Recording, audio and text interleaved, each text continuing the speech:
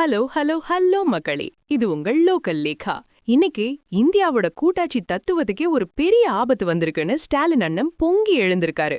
ஒரே நாடு ஒரே தேர்தலுங்கிற பேர்ல மாநிலங்களோட அதிகாரத்தை பறிக்க பாக்குறாங்கன்னு அவர் வச்சிருக்கிற அந்த 7 பாயிண்ட்ஸ் தான் இப்போ டெல்லியை யோசிக்க வச்சிருக்கு.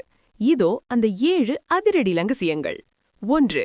ஒரே நாடு ஒரே தேர்தலுங்கிறது ஒரு நோயை குணப்படுத்த அதை விட கொடுமையான ஒரு மருந்தை கொடுக்கறதுக்கு சமம்னு முதல்வர் ஸ்டாலின் இன்னைக்கு தன்னோட பதிவுல கிழிச்சு தொங்க போட்டிருக்காரு. 2.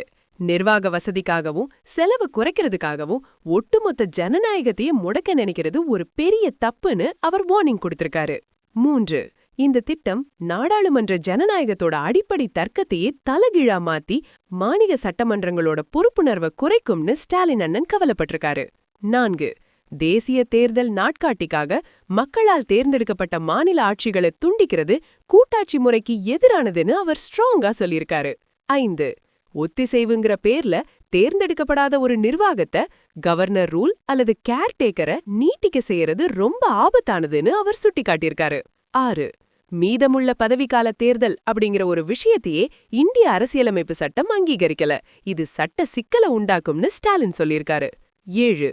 அதிகாரத்தை மக்கள் கிட்ட ஒப்படைக்காம நிர்வாக வசதிக்காக இந்திய ஜனநாயகத்தை மறுவடிவமைப்பு செய்யக்கூடாதுன்னு டெல்லிக்கு ஒரு ஸ்ட்ரிக்ட் மெசேஜ் அனுப்பியிருக்காரு நம்ம முதல்வர் பாஸ்.